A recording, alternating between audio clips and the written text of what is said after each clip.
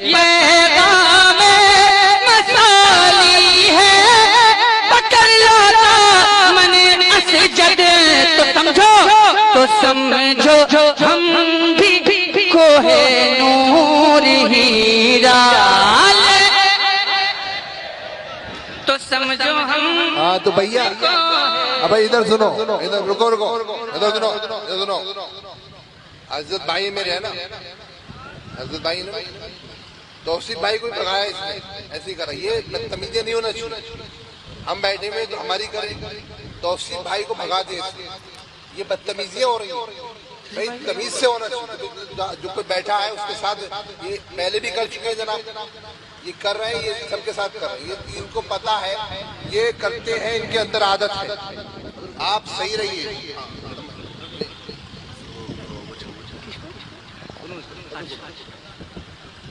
ہم چل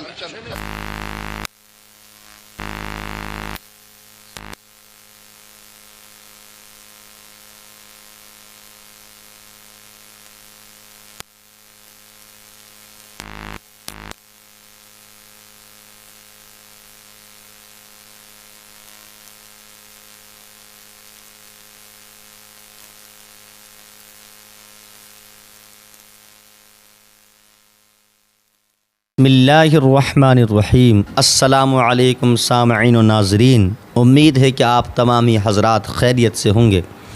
میں سب سے پہلے آپ تمام ہی حضرات کو محبت بھری شکریہ نظر کرتا ہوں، اس لیے کہ آپ نے ہمارے چینل کو سبسکرائب کر رکھا ہے، اور جو ہمارے نئے ناظرین پہلی مرتبہ ہمارے چینل پر حاضر ہیں تو میں ان سے گزارش کر رہا ہوں کہ آپ ہمارے چینل کو سبسکرائب ضرور کر لیں۔ عزیزان محترم، ہم سب جانتے ہیں کہ علماء کرام ہمارے لیے بہت بڑا کام کرتے ہیں، لیکن کبھی کبھی ایسا لگتا ہے کہ ہمارے مذہب اسلام کی کچھ نقصان کی وجوہات ہمارے عالموں کی وجہ سے ہی بڑھ رہی ہیں، اس لیے کہ علماء کرام کے اندر ذرا سی بات پر ذاتی مسئلے کو لے کر کے، شریعت کا مسئلہ ایک الگ چیز ہے، اگر شریعت کے مسئلے پر کوئی بات چیت ہو، حجت ہو یا بحث و مباحثہ ہو، وہ ایک چیز الگ ہے، لیکن آج کل ہوتا کیا ہے کہ ہمارے یہاں پر حسد، بغض، کینہ، جلن اتنی بڑھ چکی ہے کہ اگر کوئی اچھی بات کرتا ہے اور اچھی بات کی وجہ سے اس کے ساتھ میں لوگ جڑتے ہیں تو ایک دوسرے انسان کو اس بات کو لے کے بڑی تکلیف ہوتی ہے۔ علماء کرام جتنا بڑا کام دین کا کر رہے ہیں، کر چکے ہیں اور کرتے رہیں گے، اگر ہم ان احسانوں کا شکریہ ادا کرنا چاہیں تو ہم نہیں کر سکتے۔ انہوں نے بہت بڑے بڑے کام کیے ہیں، اور نبی پاک صلی اللہ علیہ وسلم فرماتے ہیں کہ میرے بعد میرے دین کے وارث میرے دین کے علماء ہیں۔ تو اب علماء کرام کو اللہ کے نبی صلی اللہ علیہ وسلم نے وہ مقام و مرتبہ بتایا علماء کرام کا، اور اللہ نے اتنی عزتیں عطا فرمائی ہیں علماء کو، ہم بھی عزت کرتے ہیں، آپ بھی عزت کرتے ہیں، اور کرنی بھی چاہیے، لیکن کبھی کبھی تکلیف بھی ہوتی ہے، اور اتنی تکلیف ہوتی ہے آپ یقین مانیں کہ جب ہمارے عالموں میں آپس میں جھگڑا ہوتا ہے، اور کسی بات کو لے کر کے، اگر شریعت میں کسی بات کو لے کر کے جھگڑا ہو تو سمجھ میں آتا ہے کہ بھئی فلاں نے کوئی مسئلہ غلط بیان کیا اور یہ صحیح بتا رہے ہیں لیکن وہ ماننے کو تیار نہیں ہے، تو یہاں پر تو سمجھ میں آتا ہے کہ بھئی ایک غلط ہے اور دوسرا صحیح ہے، لیکن اگر ذاتی مسائل کو لے کر کے اسٹیج پر جھگڑا کیا جائے ہزاروں کے مجمع میں، تو سوچئے کہ ہمارے قوم کے سر پہ کیا فرق پڑے گا، کیا سوچے گی یہ قوم کہ یہ علماء ہم کو سمجھانے کی، ہماری اصلاح کی کوشش کرتے ہیں، ہم کو نصیحت کرتے ہیں، اور چیخ چیخ کر، چلا کر کہ یہ کام مت کرو، وہ مت کرو، ایسا مت کرو، ویسا مت کرو، اور خود دیکھو کہ تمام لوگوں کے درمیان ممبر رسول پر بیٹھ کر کے جھگڑا کر رہے ہیں، اور جھگڑا کرنے کی جب وجہ معلوم کی جاتی ہے تو دو وجہیں ساتھ میں نکل کے آتی ہیں، یا تو ذاتی مسائل ہوتے ہیں اور یا حسد ہوتا ہے، یا تو ذاتی مسائل ہوتے ہیں یا پھر حسد ہوتا ہے۔ آپ جانتے ہیں ہمارے ہندوستان کا عظیم الشان شاعر اسلام، بلکہ میں تو یوں کہوں کہ وہ صرف شاعر ہی نہیں ہے، وہ پاسبان مسلک اعلیٰ حضرت ہے۔ بھی رہنے والے ہیں، کولکتہ کے رہنے والے ہیں، یہ تو ہم سب جانتے ہیں۔ وہاں تک ہمارا کوئی کسی طرح کی رشتہ داری کا سمبند نہیں ہے، لیکن پھر بھی ہم اتنی عزت کرتے ہیں کہ اگر کوئی اسد اقبال پر کیچڑ اچھالنے کی کوشش کرے تو ہم ہرگز برداشت نہیں کر سکتے۔ اور محبت کی وجہ کیا ہے؟ اس کی وجہ ان کے پاس میں جو دولت، جو پیسہ، جو سرمایہ، جو مکان ہے وہ نہیں ہے، فقط اس کی وجہ یہ ہے جو ہم ان سے محبت کرتے ہیں کہ وہ نبی کی نعت پڑھتے ہیں، وہ مداح رسول ہیں، نبی کی شان میں کلام لکھتے ہیں، پڑھتے ہیں، اور ہزاروں لوگوں کو نعت یا شاعری کا انہوں نے ہنر سکھایا ہے۔ الحمدللہ کبھی کبھی ایسا بھی ہوتا ہے کہ ہم بھی اسد اقبال صاحب کا لہجہ اپنا کر ان کا کلام ہم محفل میں پڑھتے ہیں تو ان کے کلام کی وجہ سے 150 یا کچھ نذرانہ ہمارے پاس بھی آتا ہے۔ تو یہ صرف میری کہانی نہیں ہے، یہ ہندوستان کے ہزاروں ائمہ علماء کی یہ بات ہے۔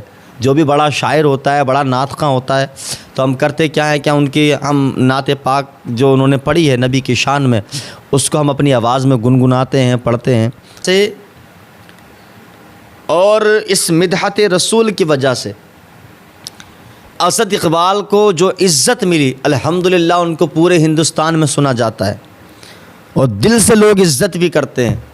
لیکن اسی کے درمیان ہوتا یہ ہے کہ اسد اقبال پر کچھ لوگ کیچڑ اچھالنے کی کوشش کرتے ہیں اور ان کو قوم کے سامنے ذلیل و رسوا کرنے کی کوشش کرتے ہیں، جبکہ یہ ہمارا طریقہ بالکل غلط ہے، شرعاً غلط ہے۔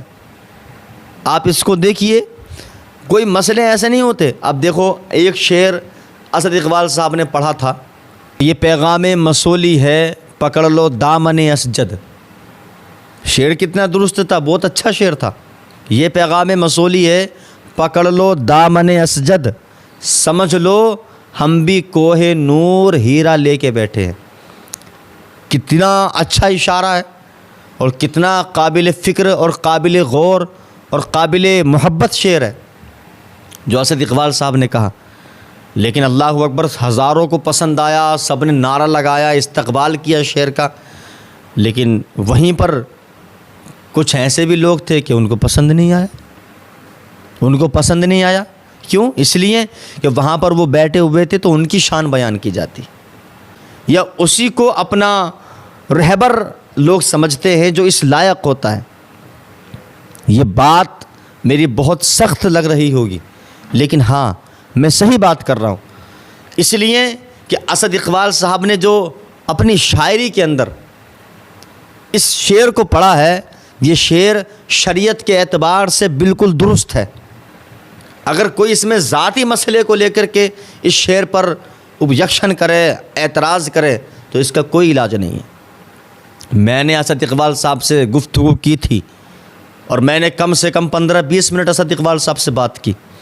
میں نے ساری تحقیق جاننے کی کوشش کی کہ حضرت کیا ہوا تھا، کیا مسئلہ تھا، ایسا کیوں ہوا۔ تو انہوں نے ایک ہی جواب دیا تھا کہ وجہ یہ تھی کہ جب سمنانی میاں کا ایکسیڈنٹ ہوا تھا تو حضرت قائد ملت اسجد میاں صاحب قبلہ مدد اللہ علیہ والنورانی ان کی عیادت کے لیے نہیں پہنچ پائے تھے، ان کی خبر لینے کے لیے۔ بھئی ہوتا ہے یار، کبھی کبھی ایسا ہوتا ہے کہ ہمارے رشتہ داروں میں کسی خاص کا انتقال ہو جاتا ہے، طبیعت خراب ہونے کی تو بات الگ ہے، یا چوٹ لگنے کی، حادثے کی تو بات الگ ہے۔ کبھی ایسا ہوتا ہے کہ ہمارے خاندان میں یا رشتہ داروں میں کسی کا انتقال ہو جاتا ہے، ہم تب بھی نہیں پہنچ پاتے، تو کیا اس کا مطلب یہ ہے کہ ہم اس کو ہزاروں لوگوں میں ذلیل کریں گے؟ اور ایسی بات کو لے کر کے جو بات شریعت کے مطابق بالکل درست ہے، ایسا ہی ہوتا ہے۔ تو ہم اس کلام کی وہ کلپ بھی آپ کو دکھائیں گے جس کلپ میں یہ منظر پیش آیا، تو آپ خود فیصلہ کیجئے۔ اور یہاں تک کہ سمنانی میاں صاحب نے اسد اقبال پر ہاتھ چلانے کی، ان کو مارنے کی کوشش کی. یہ ویڈیو میں کلپ کے اندر صاف طور پہ نظر آ رہا ہے. اور جبکہ اسد اقبال صاحب بالکل سیدھے خاموش تر کھڑے تھے. فرماتے ہیں کہ میں حضور قائد ملت کی بھی عزت کرتا ہوں تو سمنانی میاں کی بھی عزت کرتا ہوں. تو میں نے اس لیے کچھ نہیں بولا کہ الحمدللہ وہ مخدوم زادوں میں ہیں، وہ پیر مرشد حضور تاج الشریعہ علیہ الرحمہ کے خاندان میں ہیں، اعلیٰ حضرت کے خاندان میں ہیں، حضور مفتی اعظم ہند کے خاندان میں ہیں. تو اس لیے کہ ان کی شان میں گستاخی کرنا میں بالکل بھی درست نہیں سمجھتا، تو میں اس لیے خاموش رہا تھا. لیکن کسی انسان کی خاموشی کا جواب صرف یہی نہیں ہوتا کہ اس نے یہ گناہ کیا ہے. کبھی کبھی ایسا بھی ہوتا ہے کہ وہ سامنے والے کی عزت کر رہا ہے. یہ دنیا کا دستور ہے نا. اگر کسی سے پوچھا کہ بھائی آپ نے وہاں پر چوری کی، اگر وہ تڑا تڑ جواب دے رہا ہے میں نے نہیں کی، میں نے نہیں کی، میں نے نہیں کی، تو ہم فیصلہ کر لیتے ہیں لو جی اس نے نہیں کی ہے. لیکن اگر وہ خاموش ہو گیا تو فیصلہ کر لیتے ہیں لوگ بھائی اسی نے کی ہے اس لیے نہیں بولتا ہے، اس لیے اس کا جواب نہیں مل رہا ہے. کبھی کبھی ایسا بھی ہوتا ہے کچھ موقعوں پر خاموش اس لیے رہا جاتا ہے کہ سامنے والے کی ہم عزت کر سکیں، ہماری وجہ سے اس کی شان میں کوئی گستاخی نہ ہو. اسد اقبال مدد اللہ علیہ کلکتوی اگر خاموش تھے تو اس کی وجہ یہ نہیں تھی کہ وہ غلط تھے، اس کی وجہ یہ تھی کہ وہ منانی میاں کے بیٹے سمنانی میاں صاحب کی عزت کرتے تھے. جس طریقے سے انہوں نے ہاتھ چلانے کی کوشش کی، اسد اقبال کو مارنے کی کوشش کی، اگر چاہتے تو وہ بھی کچھ بول سکتے تھے لیکن قسم خدا کی نہیں بولا، خاموش کھڑے رہے. اور جہاں انہوں نے دوسری بات کی تھی نا سمنانی میاں صاحب نے کہ یہ بدتمیزیاں ہو رہی ہیں، یہ پہلے بھی ایک بار ہو چکا ہے اور یہ ایسے ہی ہر اسٹیج پہ کرتے ہیں. کے ساتھ بیٹھیں اور دل جمعی کے ساتھ بیٹھیں انشاءاللہ تبارک تعالیٰ. پھر موقع ملا تو آپ اللہ تک اشعار پہنچانے کی کوشش کروں گا. آپ اللہ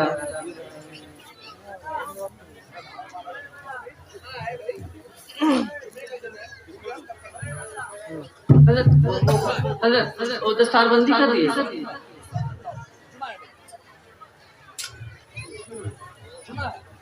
حضرت دستار بندی حضرت. سبحان اللہ برادران اسلام. اب وہ حسین موقع جشن دستار فضیلت پیر طریقت رہبر راہ شریعت نبی رائے اعلیٰ حضرت حضور توصیف ملت کے دست مبارک سے جو مدرسہ دارالعلوم امام احمد رضا کے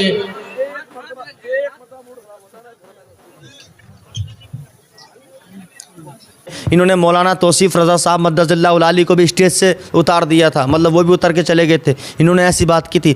ہم نے وہ کلپ بھی دیکھی ہے، وہ کلپ بھی دیکھیے، آپ اس کو بھی دیکھیے اور آپ بتائیے کہ اس کلپ میں بھی کون سی غلط بات ہے، اس ویڈیو کے اندر کون سی غلط بات ہے جس کی وجہ سے کیا مولانا توصیف رضا صاحب کو اسٹیج سے اتر کے جانا چاہیے تھا.